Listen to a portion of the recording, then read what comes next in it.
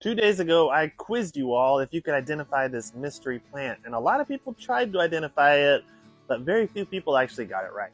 And that's because this plant is very obscure here in the US. However, if you were to travel to the Amazon jungles of Peru, you would find everybody growing this plant. So what's the answer? This plant is called Cocona. Let's talk about it. Now, a lot of people did get the family right, which is Solanaceae. This is botanically Solanum sessiliflorum, so that means that it's related to eggplants and tomatoes and nightshades. Now, the reason why people grow this plant is for its edible fruit, which are technically berries. And these fruit can be eaten raw. Sometimes the locals will put a little bit of salt on them, or oftentimes they will cut them up and make a salsa out of it.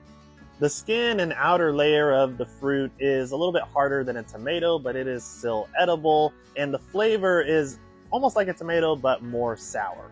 And the plant is very fast growing and will grow to about 3 to 4 feet tall, with each individual leaf getting over 18 inches or longer.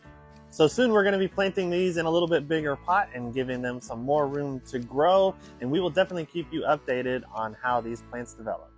And hopefully you get to see some updates